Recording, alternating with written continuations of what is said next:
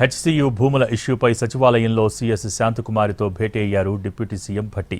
సమావేశంలో పోలీసులు, రెవెన్యూ అధికారులు పాల్గొన్నారు. ఈ మీటింగ్లో హెచ్సియు భూముల కేసులో సుప్రీంకోర్టు తీర్పుపై అధికారులతో చర్చించారు భట్టి. హెచ్సియు భూముల వ్యవహారంలో ఈ నెల 16 లోపు నివేదిక ఇవ్వాలని సీఎస్ను ఆదేశించింది సుప్రీంకోర్టు. దీంతో సుప్రీంకోర్టు ఆదేశాలపై అధికారులతో చర్చించారు డిప్యూటీ సీఎం భట్టి.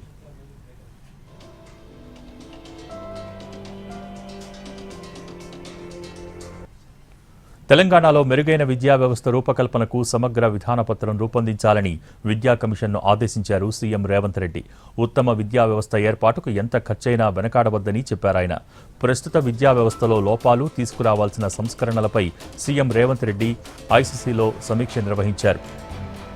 ప్రాథమిక విద్య బలంగా ఉంటేనే ఉన్నత చదువుల్లో విద్యార్థులు మరింత మెరుగ్గా రాణించగలరని సీఎం రేవంత్ రెడ్డి అభిప్రాయపడ్డారు. అంగన్వాడీలు, ప్రాథమిక పాఠశాల స్థాయిలో తీసుకురావాల్సిన మార్పులపై సమాజంలోని వివిధ సంఘాలు, ప్రముఖులతో చర్చించి మెరుగైన విధానపత్రం రూపొందించాలని సూచించారు.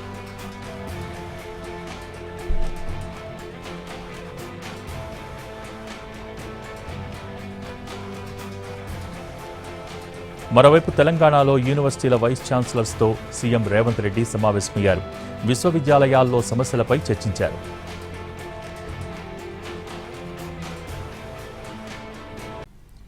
ఏపీ సచివాలయం 2వ బ్లాక్లో అగ్ని ప్రమాదం కలకలం రేపింది. తెల్లవారుజామున ఒక్కసారిగా మంటలు చెలరేగాయి. సెకండ్ బ్లాక్లో విద్యుత్ బ్యాటరీలు ఉంచే ప్రాంతంలో మంటలు చెలరేగాయి. వెంటనే అక్కడికి చేరుకున్న ఫైర్ సిబ్బంది మంటల్ని అదుపు చేశారు. ఇది ప్రమాదమా లేక ఇందులో ఏమైనా కుట్రకోణం ఉందా అన్న కోణంలోనూ దర్యాప్తు చేపట్టారు. తెల్లవారుజాము కావడంతో లోపల ఉద్యోగులెవరూ లేరు. ప్రమాదం జరిగిన ఈ 2వ బ్లాక్లోనే డిప్యూటీ సీఎం పవన్, ఆర్థిక మంత్రి పయ్యావుల, నాదెండ్ల మనోహర్, నారాయణ, కందుల దుర్గేష్, ఆనం రామనారాయణ రెడ్డి, అనిత పేషీలున్నాయి. ఏపీ సచివాలయంలో అగ్ని ప్రమాద ఘటనా స్థలాన్ని పరిశీలించారు సీఎం చంద్రబాబు. అగ్ని ప్రమాదం ఎలా జరిగింది, ఏ సమయంలో జరిగిందని అధికారుల్ని అడిగి తెలుసుకున్నారు.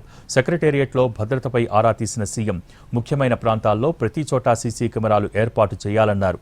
సచివాలయంలో అన్ని చోట్ల భద్రతా ప్రమాణాలన్నీ పాటిస్తున్నారా లేదా అన్నది ఆడిట్ చేయాలని అధికారులకు సూచించారు. అనంతరం మొదటి బ్లాక్లోని బ్యాటరీ రూమ్తో పాటు సీఎంఆర్ఎఫ్ విభాగాన్ని పరిశీలించారు. ఈ సందర్భంగా సచివాలయంలో పేరుకుపోయిన చెత్తపై చంద్రబాబు సీరియస్ అయ్యారు.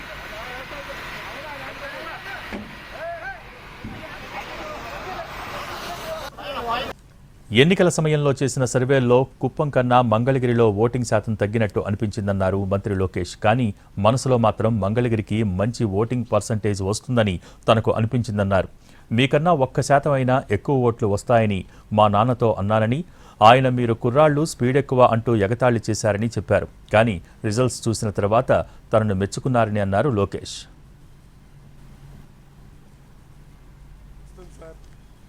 ఎన్నికలప్పుడు అందరం సర్వేలు చేస్తాం. మంగళగిరి సర్వే, కుప్పం సర్వే పక్కన పెడితే మనం ఇంకా వెనుకబడి ఉందా? నేను తలగొక్కున్నాడు, ఇంత పని చేసాం ఏంటి ఇంకా వెనుకున్నాం కుప్పానికని. కానీ ఎక్కడో అనిపించింది లేదు, మనోళ్ళు చెప్పరు కానీ ఓటింగ్కి వెళ్ళినప్పుడు గుద్దేస్తారని. బాబు గారికి చెప్పా, మీకన్నా ఒక్క ఓటు నాకు ఎక్కువ వస్తుంది సార్ అని. నవ్వుతా, కుర్రోలు రా మీకు స్పీడ్ ఎక్కువ అని నవ్వుతా ఎగతాళి చేశారు. కుటుంబం అందరూ నా ఎగతాళి చేశారు. కానీ ఎప్పుడైతే మీరు ఈ మెజార్టీ చూపించారో ఆ రోజే బాబు గారు డిసైడ్ అయ్యి, లేదు మీరు బాగా కష్టపడ్డారు, మీ దగ్గర నుంచి మిగతా నియోజకవర్గాలు నేర్చుకోవాల్సిన చాలా అవసరం ఉందని నేను చెప్తాం కూడా జరిగింది. Back to news. సిద్దిపేట జిల్లాలోని ఎర్రవల్లి ఫామ్ హౌస్లో వరుసగా జిల్లాల నేతలతో సమావేశమవుతున్నారు బీఆర్ఎస్ అధినేత కేసీఆర్. 4వ రోజు బీఆర్ఎస్ నేతలతో కేసీఆర్ సమావేశమయ్యారు. ఉమ్మడి రంగారెడ్డి జిల్లా బీఆర్ఎస్ నేతలతో పార్టీ సిల్వర్ జూబ్లీ వేడుకలపై దిశానిర్దేశం చేశారు ఆ పార్టీ అధినేత. ఈ నెల 27న వరంగల్లో బీఆర్ఎస్ పార్టీ సిల్వర్ జూబ్లీ నిర్వహించనున్నారు. బహిరంగ సభలో పాల్గొనున్నారు. ఇప్పటికే బహిరంగ సభని సక్సెస్ చేసేందుకు పార్టీ నేతలకు సూచనలిచ్చారు కేసీఆర్. గత 3 రోజుల్లో ఉమ్మడి వరంగల్, మెదక్, నిజామాబాద్, ఆదిలాబాద్, కరీంనగర్ జిల్లాల నేతలతో భేటీ అయ్యారాయన.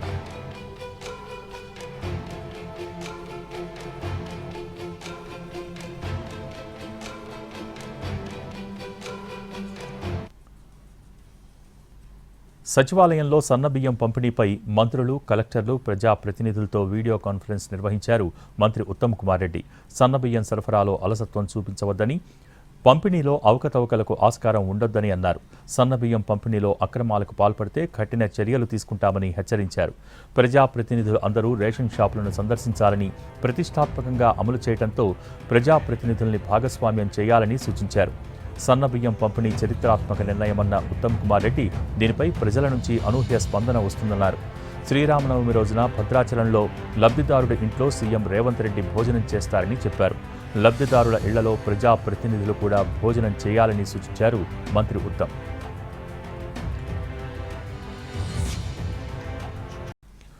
పల్లా వర్సెస్ కడియంగా ఓరుగల్లు పాలిటిక్స్ హీటెక్కాయి. దేవాదుల లోయర్ డ్యాంకు నిధులు కేటాయించలేని దద్దమ్మలంటూ కడియంపై మండిపడ్డారు పల్లా రాజేశ్వరరెడ్డి. తాము వేసిన ఓట్లతో గెలిచి కడియం డ్రామాలు చేస్తున్నారని విమర్శించారు. పల్లా విమర్శలకు అంతే స్ట్రాంగ్గా కౌంటర్ ఇచ్చారు కడియం. కేసీఆర్ వెంట ఉండి బీఆర్ఎస్ పార్టీని భ్రష్టు పట్టించావని, అధికారాన్ని కేసీఆర్ను అడ్డం పెట్టుకుని అక్రమాస్తులు సంపాదించావని ఆరోపణలు గుప్పించారు.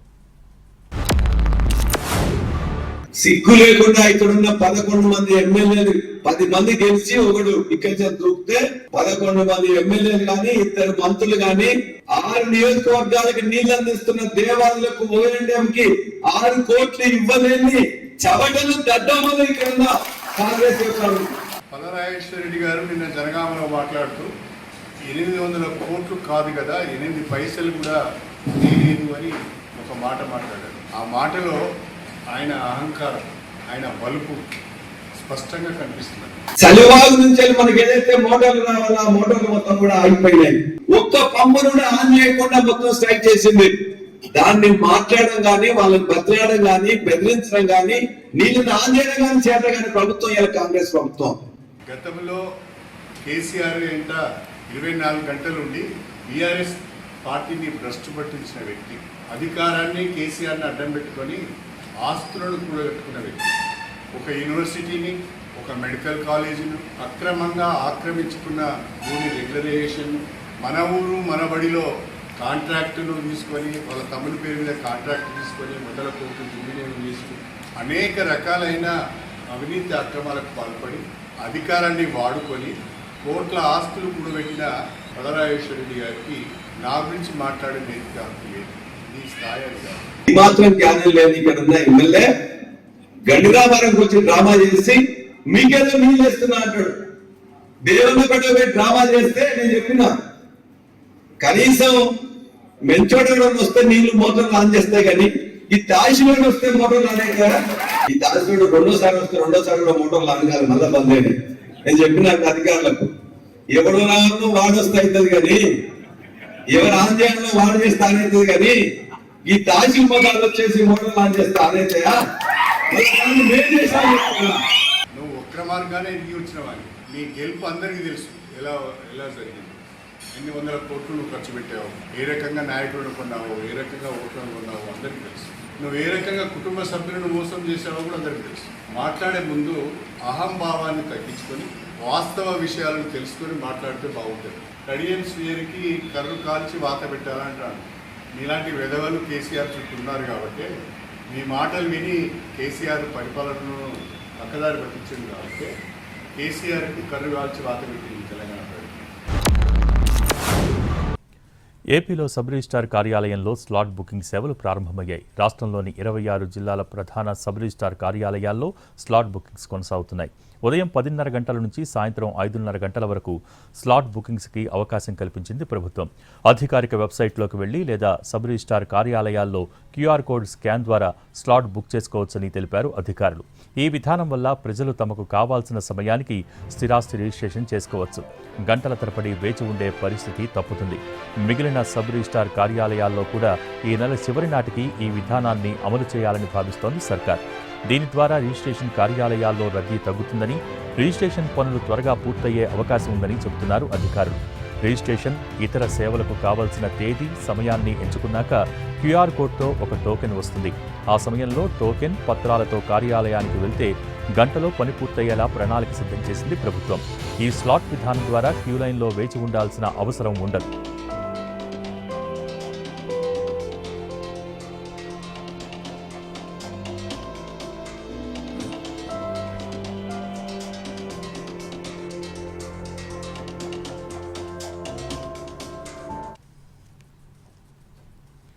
ఏపీలో నామినేటెడ్ పదవులు ప్రకటించారు. 38 మార్కెట్ కమిటీలకు చైర్మన్లను నియమించారు. మార్కెట్ కమిటీ చైర్మన్ పదవుల్లో టీడీపీకి 31, జనసేనకు 6, బీజేపీకి 1 చైర్మన్ పదవి కేటాయించారు. త్వరలోనే మిగిలిన మార్కెట్ కమిటీల చైర్మన్లను ప్రకటించనుంది టీడీపీ.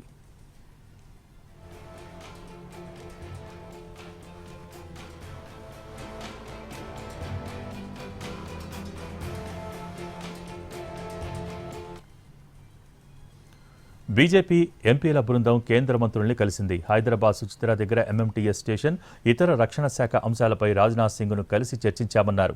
అండర్ పాస్లు, రైల్వే ఓవర్ బ్రిడ్జిలు లేకపోవడం వల్ల తన నియోజకవర్గంలో ప్రజలు ఎదుర్కొంటున్న ఇబ్బందుల గురించి రైల్వే మంత్రిని కలిసి మాట్లాడామన్నారు. వందే భారత్ రైల్ స్టాప్ గురించి కూడా రైల్వే మంత్రి దృష్టికి తీసుకెళ్లామన్నారు ఎంపీ ఈటెల.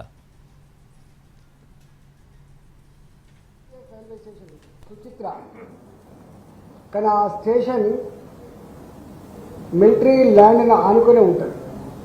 వాళ్ళు బాట బంద్ చేయడం వల్ల ఆ ఎంఎంటీఎస్ రైల్వే స్టేషన్ నిర్మానుషం అయిపోయింది. కానీ లక్షల మంది ప్రజలకు అవసరం ఉండేటువంటి ప్లేస్ కాబట్టి మీరు దాని నుంచి రోడ్ని అలౌ చేయమని చెప్పి కోరడం. ఆ వందే భారత్ ట్రైన్ని మా దగ్గర కూడా ఆపాలని చెప్పి. తెలుగు రాష్ట్రాల్లో కురిసిన అకాల వర్షాలు రైతులకు కన్నీరు తెప్పిస్తున్నాయి.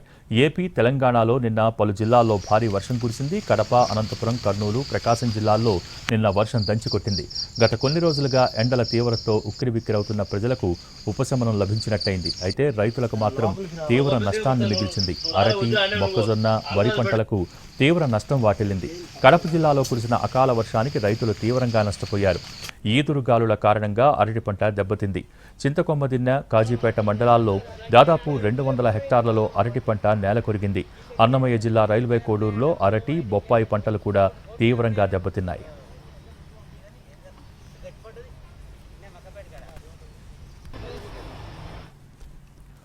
తెలంగాణలోనూ అకాల వర్షం రైతులకు నష్టాన్ని మిగిల్చింది. ఈదురుగాలుల భీభత్సం సృష్టించాయి. వడగండ్ల వానకు పంటలు దెబ్బతిన్నాయి. కామారెడ్డి జిల్లా, నిజామాబాద్, ఉమ్మడి నల్గొండ, సిద్దిపేట, వికారాబాద్ జిల్లాల్లో నిన్న భారీ వర్షం కురిసింది. దీంతో రైతులు భారీగా నష్టపోయారు. వరి, మొక్కజొన్న, మామిడి పంటలు నేలకొరిగాయి. యాదాద్రి జిల్లాలో అకాల వర్షం అతలాకుతలం చేసింది. వరి పంట నేలకొరిగింది. మామిడి రైతులు కూడా తీవ్రంగా నష్టపోయారు.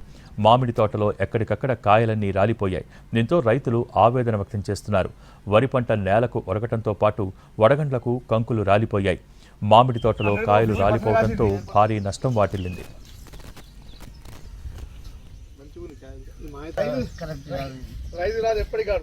లోక్సభ నిరవధికంగా వాయిదా పడింది. జనవరి 31 నుంచి జరిగిన సమావేశాల్లో కీలకమైన వక్ఫ్ బిల్లుతో పాటు మొత్తం 16 బిల్లుల్ని ఆమోదించినట్టు స్పీకర్ ఓం బిర్లా తెలిపారు. వక్ఫ్ బిల్లుపై ఇవాళ సభలో దుమారం రేగింది. వక్ఫ్ సవరణ బిల్లుతో సమాజంలో శాశ్వత విభజనను తీసుకొచ్చేందుకు బీజేపీ ప్రయత్నిస్తోందన్న సోనియా గాంధీ విమర్శలపై ఎన్డీఏ ఎంపీలు మండిపడ్డారు. ఇవాళ సభ ప్రారంభమైన తర్వాత గొడవ మొదలైంది. సోనియా గాంధీ క్షమాపణ చెప్పాలని అధికారపక్ష నాయకులు డిమాండ్ చేశారు. గందరగోళం మధ్య లోక్సభ నిరవధిక వాయిదా పడింది. వివిధ శాఖలకు సంబంధించిన గ్రాంట్లు, ఆర్థిక బిల్లులకు కూడా లోక్సభ ఆమోదం తెలిపినట్టు స్పీకర్ ప్రకటించారు. రాష్ట్రపతి పాలనలో ఉన్న మణిపూర్ రాష్ట్రానికి సంబంధించిన బడ్జెట్ కూడా క్లియర్ అయినట్టు తెలిపారు.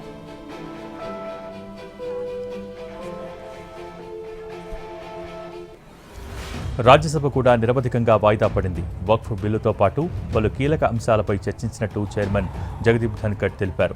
సభ ఉత్పాదకత 119% ఉన్నట్టు చెప్పారు. ఏప్రిల్ 3న ఉదయం 11 గంటల నుంచి వేకువజామున 4 గంటల సభను నిర్వహించామన్నారు.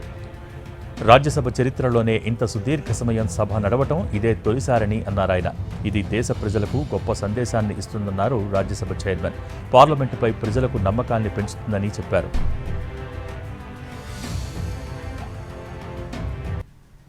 పార్లమెంటు ఉభయ సభలు నిరవధికంగా వాయిదా పడ్డాయి. చివరి రోజు సమావేశాల్లోనూ విపక్షాల సభ్యులు ఆందోళన చేయడంతో లోక్సభ, రాజ్యసభలో గందరగోళం నెలకొంది. నిరసనలు, ఆందోళనల మధ్య బడ్జెట్ సమావేశాలు ముగిశాయి. లోక్సభ, రాజ్యసభ నిరవధిక వాయిదా పడ్డాయి. జనవరి 31 నుంచి ఇవాళ్టి వరకు 2 విడతల్లో బడ్జెట్ సమావేశాలు జరిగాయి. ఈ సమావేశాల్లో బడ్జెట్ను ఆమోదించాయి ఉభయ సభలు. వివిధ శాఖలకు సంబంధించిన గ్రాంట్లు, ఆర్థిక బిల్లుకు ఆమోదం లభించింది.